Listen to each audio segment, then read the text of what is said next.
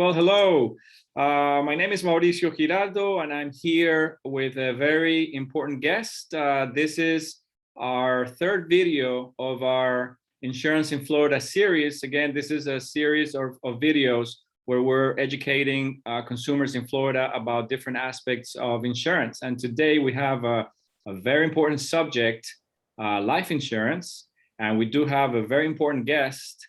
I couldn't think of anyone better to have on the video today to talk about life insurance, and that one is no other than Robert Rosenthal. Robert, how are you?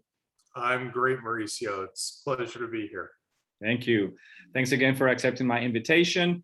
Let me introduce Robert real quick. So Robert is a native of South Florida who grew up in the insurance industry. He is the president of the Rosenthal agency that we work with.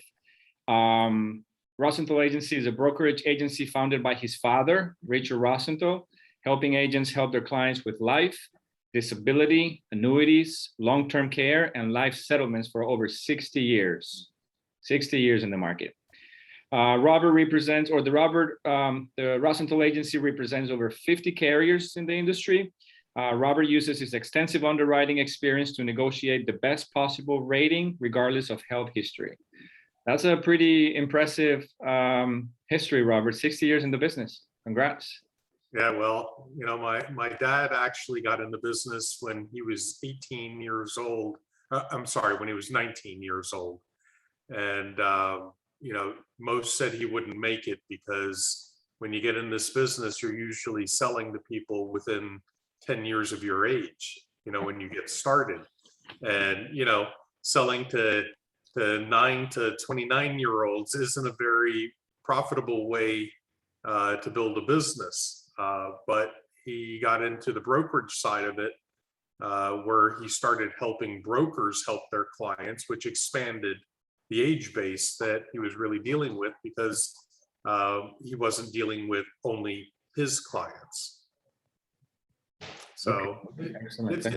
It's been a wonderful thing for our family, and I'm glad I finally decided to come aboard. Absolutely, it was a great thing that he started that, because then I have the pleasure of working with you guys. So, so that's great. All right, so we decided to talk about life insurance this month. As you know, September is a very important month for us. September is LIAM. It's basically Life Insurance Awareness Month. So that's the main reason why we want to talk about it. And just to dive right into it, Robert, what's life insurance? Well, ultimately, for most people, life insurance is a selfless gift because you're never going to benefit from it yourself in most scenarios. In most scenarios, it's to leave behind a financial legacy for the people that matter to you in your life. You know, if you have people that depend on you financially and you didn't make it home tonight, what's their financial future look like? And life insurance is there to secure that financial future for your family, your loved ones, your business partners. So it's a very important tool to have in your financial planning. Absolutely. So who needs life insurance? Is it for everybody? You know, what are the reasons why you would think about applying for a life insurance policy? Well, again, the biggest reason is to leave funds behind to loved ones.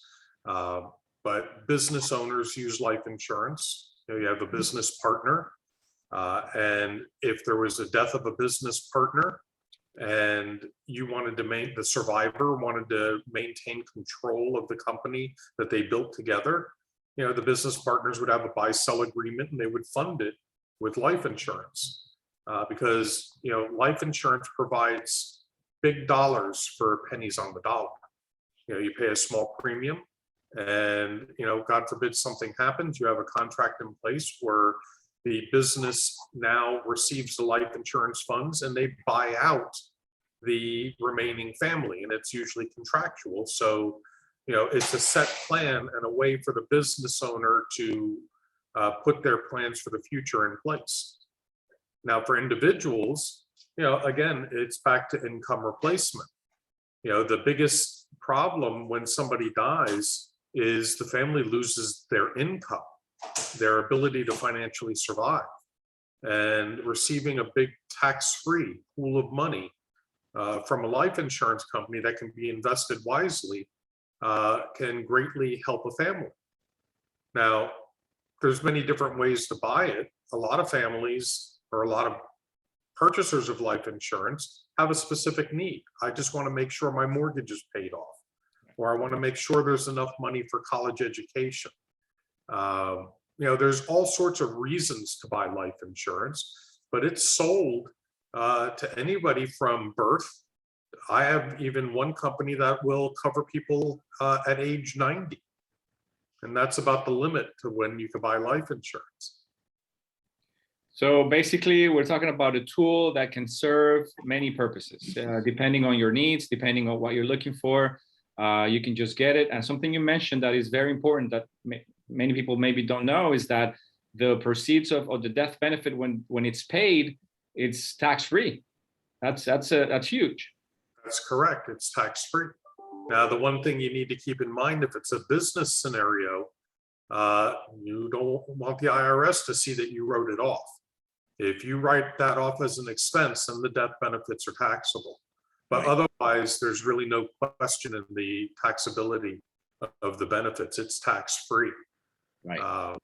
And yes, there are many uses for it: family protection, business protection, and there are people that use it as a private pension type of scenario, where they may make more money than they're allowed to make to contribute to a Roth IRA. So we can create a kind of Roth lookalike using life insurance, where people can overfund it, and all the proceeds that grow, there are ways to get all that cash out of a policy tax-free. So you can use a policy for the same policy for multiple purposes.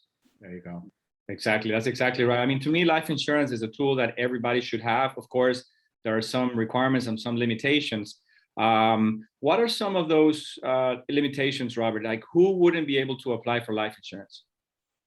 Well, you've got to remember that you pay for life insurance with your money, but you buy it with your health. So your health history can affect the price point of a life insurance policy. There are policies available today for almost any kind of health scenario. I mean, for the ultra super healthy people, they get a nice discounted rate. And if you have serious health problems, I mean, cancer histories, diabetes histories, you name it, even HIV, if it's well controlled and you've recovered from the illnesses, or your medication takes care of it and keeping control, there are companies out there that will consider coverage for you. Now, the degree of your health history will dictate the price, but there's policies available for almost anybody. There are some policies out there that are guaranteed issue. So even if you're not insurable, you can buy a small policy for final expense burial needs, small debt repayment at death, where they have a period of time, usually 2 to 3 years, where if you died during those 2 to 3 years, the death benefit is not paid unless it's accidental. But they'll return all the premiums that you paid, with most companies giving 10% interest on what you pay. So even if you're very unhealthy and can only qualify for one of these policies, paying for one of these policies, well, if you died in the first 2 years, at least you earn 10% on your money, which you're not going to get anywhere in the markets. Right, exactly. Yeah, so basically, I mean, there's no excuse, at least not to try to apply for life insurance, because, I've met many clients and sometimes they get discouraged because they've had cancer history, or because they have diabetes, or because, they think it's too expensive, but they haven't even tried. I guess the key here is to make sure that you have an agent, a good agent that has access to several markets. Like, in your case, we do have access to a lot of markets through your agency. so that we can shop the case, and according to each situation, we can place them with the right carrier, right? Absolutely. And I'll give you a few examples. You bring up cancer. Well, I've got a company that, let's say you have a breast cancer and it's 2 centimeters or smaller, and the only treatment was a lumpectomy where they removed the tumor, but there was no chemo, no radiation. I've got carriers that'll give you standard rates the day after the surgery's been completed, which is amazing. We can get regular everyday rates for diabetics. 10 years ago, 15 years ago, if you were diabetic, you were getting a rated policy, meaning you were paying a lot of extra money because of the risk. Well, the management of diabetes has come a long way, and people are living longer. So underwriters at carriers have recognized this, and I've got one carrier that will even consider preferred rates for people 60 and older who develop diabetes late in life, and it's well controlled. Right. So, while you might not in most cases get the preferred rates, there are plenty of companies that will offer the standard rates. And, the standard rate is just for an average healthy person with, some minor ailments. If you have just blood pressure and cholesterol, but it's controlled, you can get up to the best rates possible, from a lot of the carriers out there. So if you think you're uninsurable or it's going to cost you too much without checking it out, right, well, make a phone call, talk to somebody, give Mauricio a call, exactly, and we'll get some medical information from you about your history, and then we'll anonymously shop your file or your medical history with all the different companies out there. We're never using your name. And the underwriters will tell us what they think of the case based on the information you provide. So you may be more insurable than you think. Right, absolutely. So that's a great point. I mean, most people that I meet, I always ask, do you have life insurance? And usually what they say is yes, I do. But people that say no, I ask why. And I'm not insurable is one of the reasons, and we already talked about that. How that cannot be true. Other answers could be it's too expensive. So I guess the question is, what's the cost of life insurance? Is it expensive? What would you say to those clients?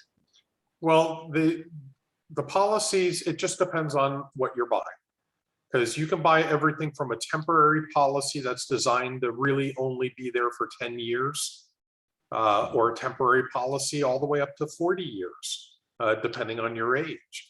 Once you get past age 45, the 35 and 40-year policies drop off, but they're very inexpensive when you're buying temporary coverage. And that's because the majority of those policies never pay a claim because people cancel the policies or they outlive them.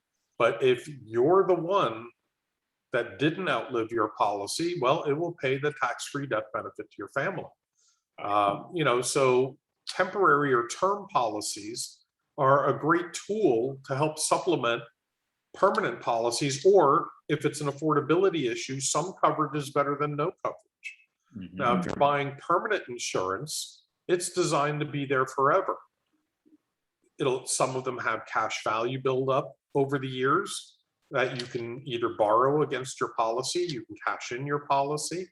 But the key to permanent insurance is you only have to prove your health to the underwriter one time, and then the policy's there for the rest of your life. When you buy a term policy, if you bought a 20-year term, well, if you're 40 today and your 20-year term ended at 60, and now you need coverage and you want it for another 20 years, you're now buying a 20-year term policy as a 60-year-old. Right. It might have been cheaper for you to just buy a permanent policy originally when you were young. And the permanent policies, another nice feature is you don't have to pay for them forever. We can structure them and price them to where you can have them paid off in 20 years or at age 65 when you plan to retire.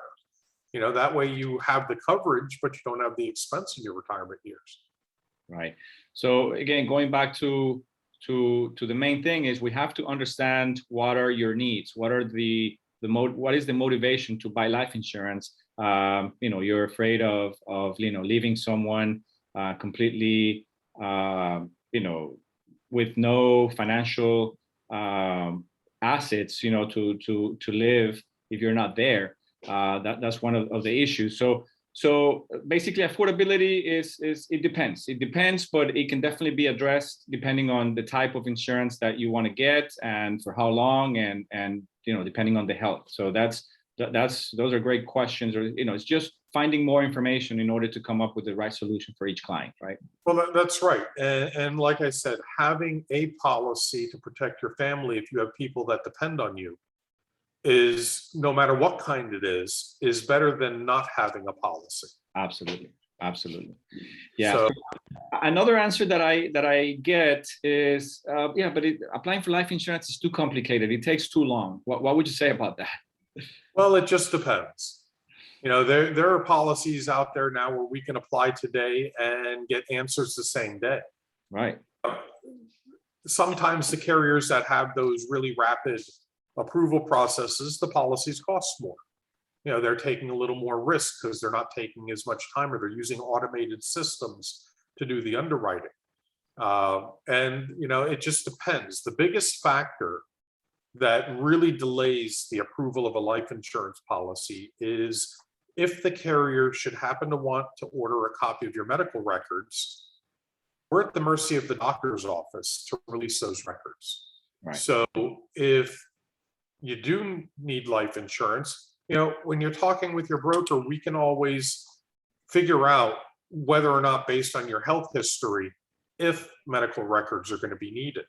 And there are some companies that order more medical records than other companies. So it just really depends. If you're looking for the cheapest, most attractive price possible, well, you may have to wait.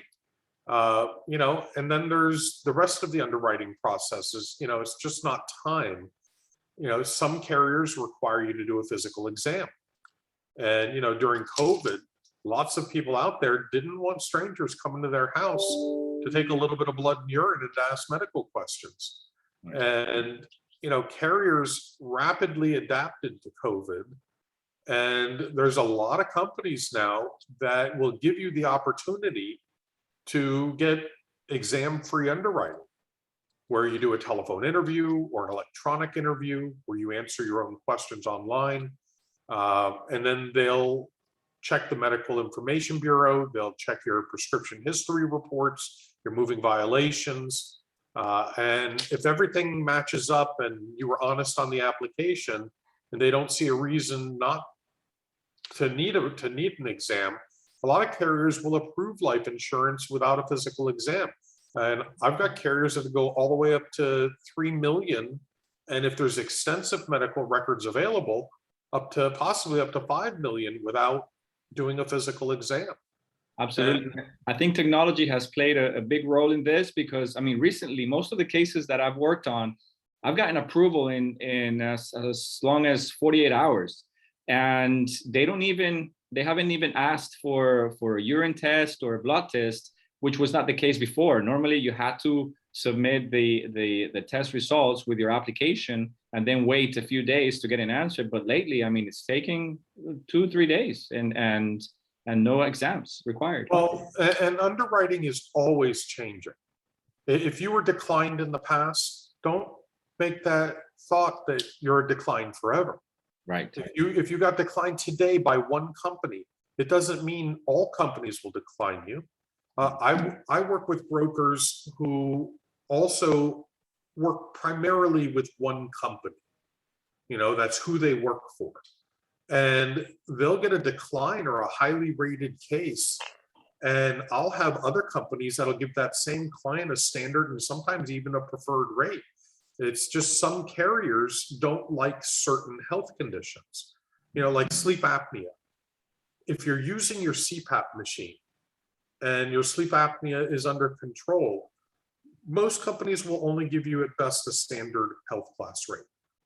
But I've got some carriers that have done extensive research on sleep apnea, and they're much more comfortable if the client is using their CPAP machine, they're well controlled. and we can get preferred. And I've even got one company that'll consider super preferred rates. You know, so just because you didn't get a good rate before or you were declined before doesn't mean you will today, because underwriting is an ever-changing animal. You know, what years ago, what started carriers requesting lab work really was the HIV issue that had come up. And that's when carriers got a little spooked about labs, and they started testing on a much more broad scale for lab results.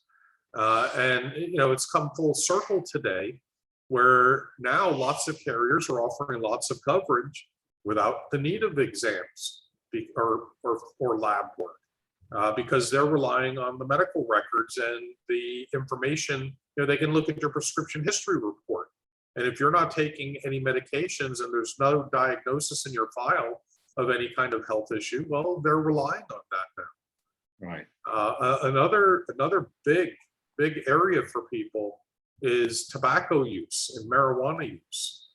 You know, tobacco, there's many forms of tobacco. Most companies, if you test positive for nicotine, you're going to get smoker rates, okay? Because they know the correlation between dying early and using tobacco products. But there are some companies that separate the tobacco products out there. You have companies that if it's nicotine, you're a smoker.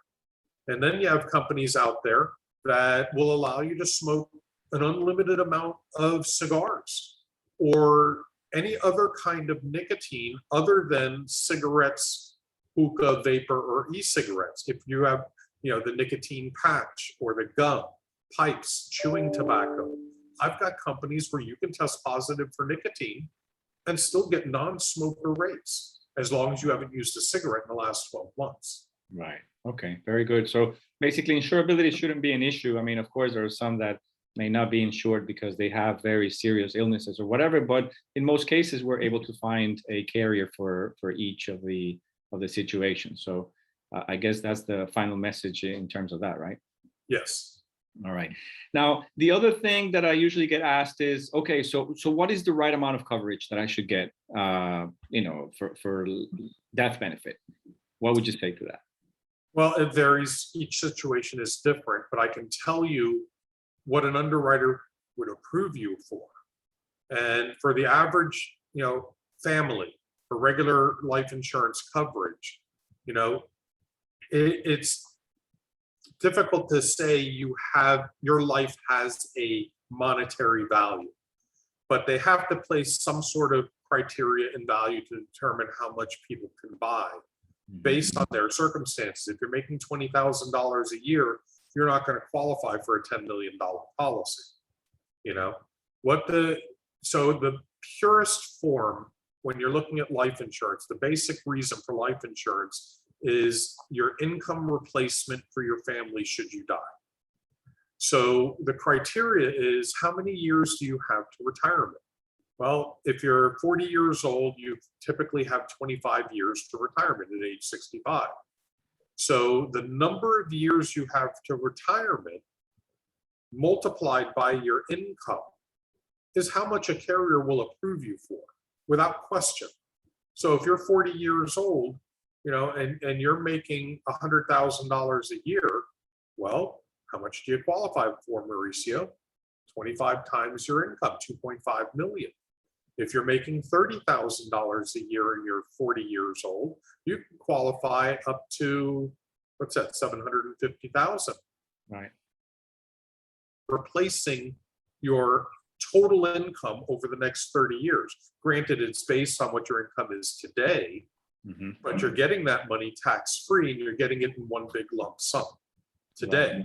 Right. So that's from an underwriting point of view, but I guess from a personal point of view, it also depends, because how much money do you want to leave to your family in case you're not there? Do you want to make sure that they pay off their mortgage? Do you want to ensure that your kids go to college? So you start asking those questions to see, you know, what is it that, do you want to make sure that they maintain their quality of life? Because they may not care about that. They just may care about, you know, just have enough to survive while the spouse gets a job, if they don't have one, or at least they can survive with one income rather than two. So that's the I guess that would be the answer from a personal point of view.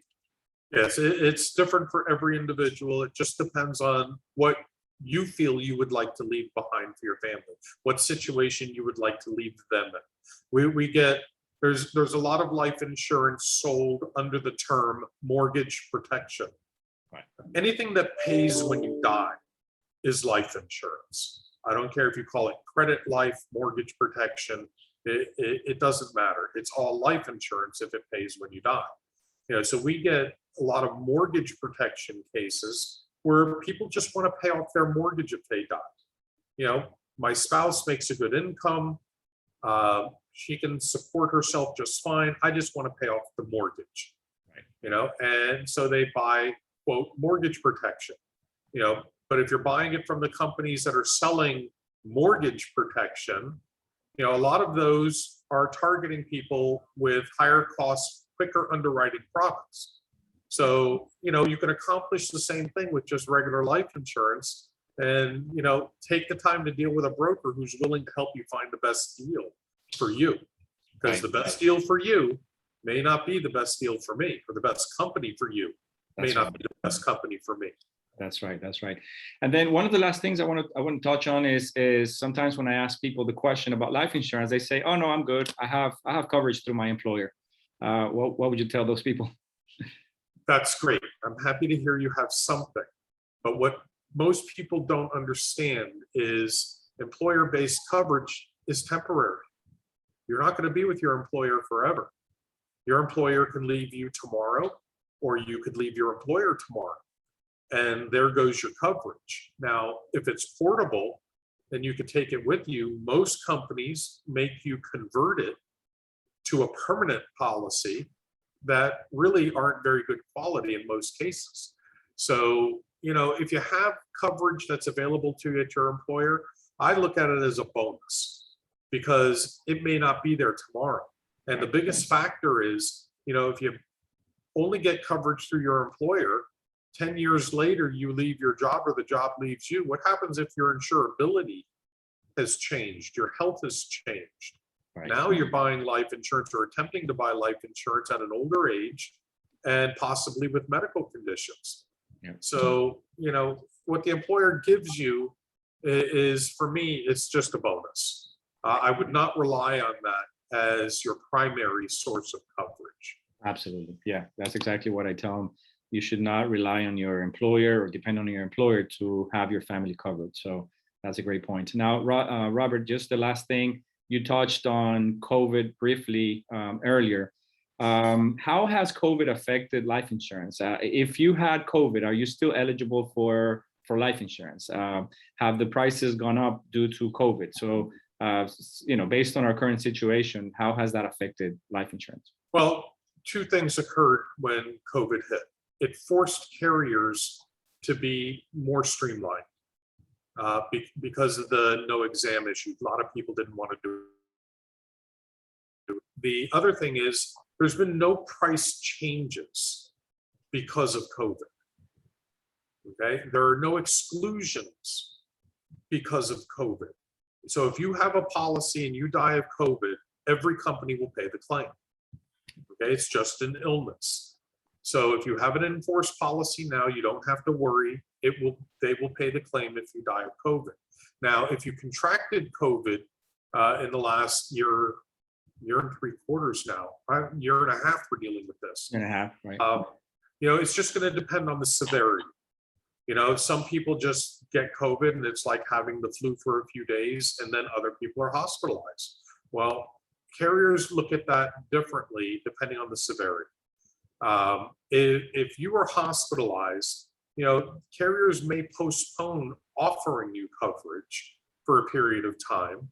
But I've had cases where a lot of carriers will only postpone for 30 days. It just depends on the severity. I've got some carriers that, as long as you've been cleared by your doctor and you've recovered, they'll offer you coverage right now. Now, where there have been restrictions, not price increases, where there have been restrictions are for people that have uncontrolled diabetes, have respiratory issues, or not very good cardiac history, because they know, and obesity.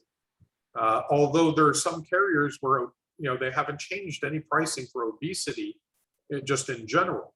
But there are carriers that will restrict offering coverage if you have one of those underlying conditions. Yeah, but they were there before COVID too, so it's not a new thing due to COVID. I mean, if you have those situations, you would have gotten the same thing. Well, if you had, for example, respiratory history, there are carriers that would have offered you a rated policy before. Let's say the offer would have been a standard with a 2-table rating, an extra charge because of the poor health history.